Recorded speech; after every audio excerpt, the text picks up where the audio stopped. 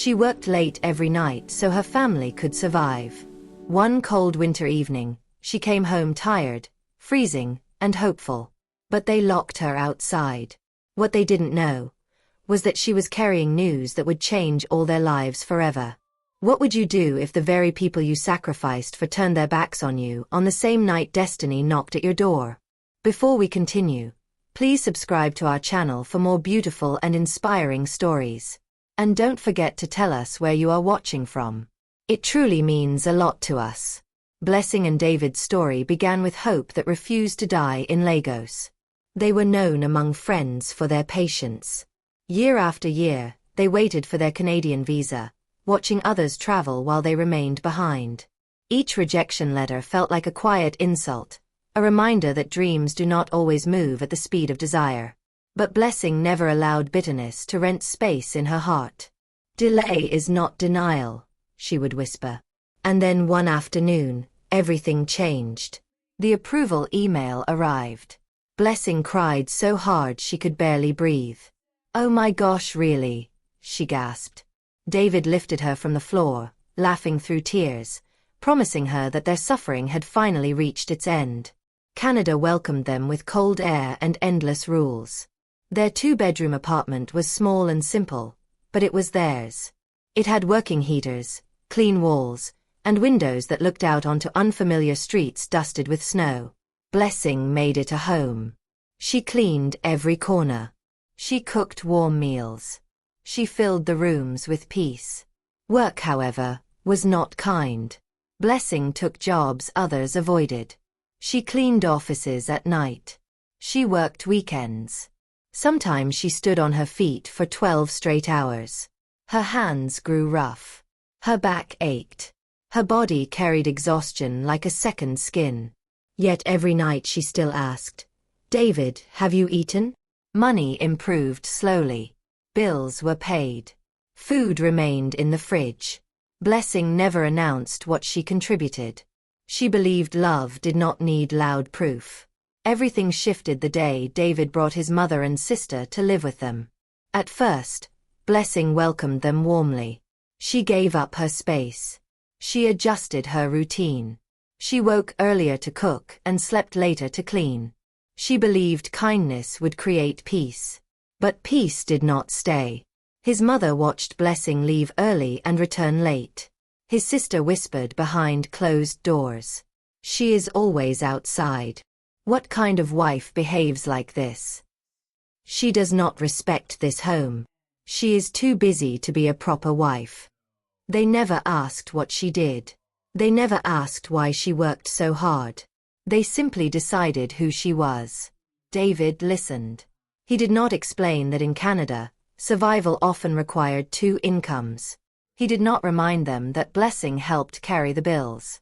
Each accusation entered his heart like slow poison. He stopped defending her. He stopped asking questions. Silence became easier than truth. One evening, after another exhausting shift, Blessing stopped by a small store. On impulse, she bought a lottery ticket. She did not check it.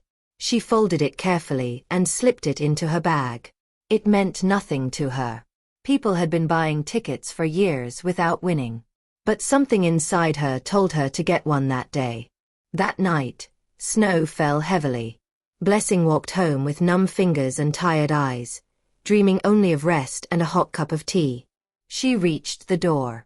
Locked. She knocked. Nothing. She called, "David." Inside, the house was warm. David stood near the door. His mother's voice was firm. "Let her stay outside." David said nothing. Blessing knocked again, her voice trembling. "Please, David, open the door. I am freezing. The cold is too much. I beg you, in the name of God." Silence. Then laughter from inside.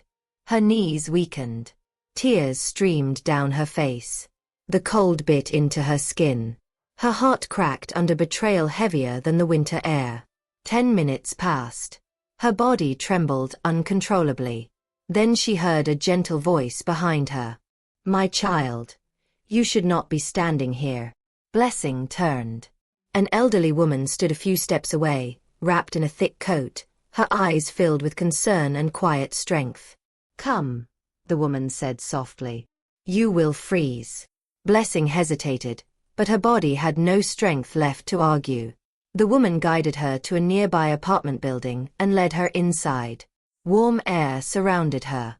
Blessing's teeth still chattered as she sat down. "Call someone you trust," the old woman advised. Blessing reached into her bag for her phone. That was when her fingers touched the folded lottery ticket. Almost absent-mindedly, she opened the lottery app to check the numbers. Her breath stopped. She checked again. Then again. The numbers matched. Every single one. Blessing stared at the screen in disbelief. The amount displayed made her vision blur. She had just won millions. The same night her husband locked her out in the snow. Tears rolled down her face, but this time they were not from the cold. God had answered her in a way she never expected. The old woman watched her closely. "My child," she asked gently, "what is it?"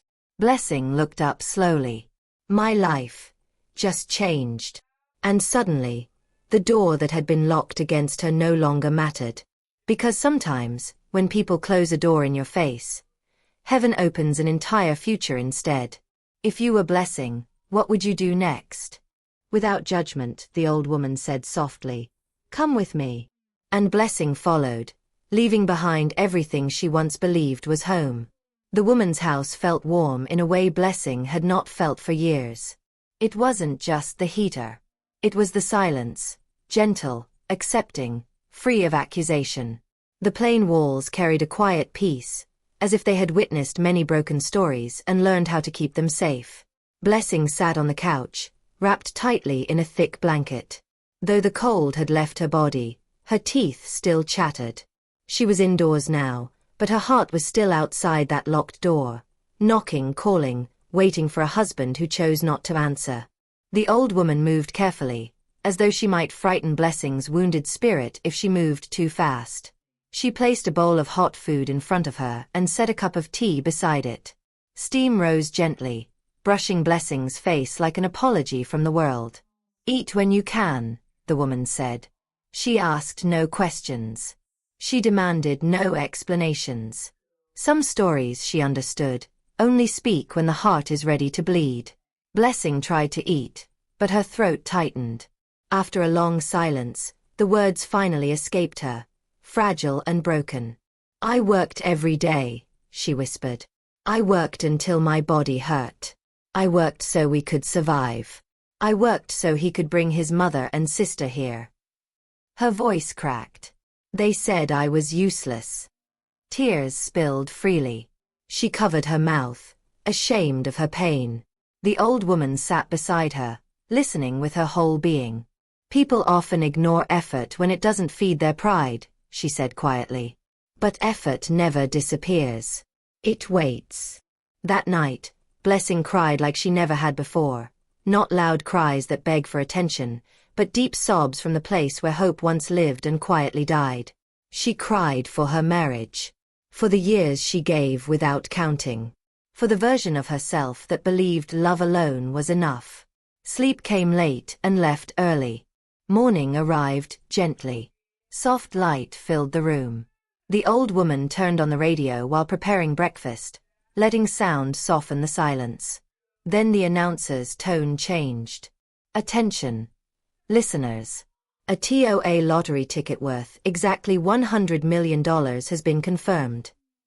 Blessing froze. The spoon slipped from her hand and clattered to the floor. The numbers were read slowly, carefully. Her heart pounded so loudly she was sure the old woman could hear it. With trembling fingers, Blessing reached into her bag. She unfolded the forgotten ticket, the one she bought without hope, without dreams. The numbers matched. Every single one. Her breath caught. Her mind refused to believe it. The same night she was treated like nothing was the night her life changed forever. She didn't scream. She didn't celebrate. She sat still, tears filling her eyes, not from pain, but from shock so heavy it felt unreal. The next afternoon, The television was on in David's house. No one was truly watching.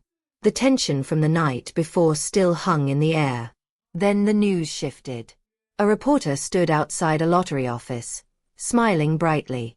"And here we have one of Canada's newest winners," the reporter announced. "A woman who came forward today to claim the $100 million prize." The camera turned. David's mother froze. David's sister dropped the remote. On the screen stood Blessing. Her hair was simple. Her coat borrowed.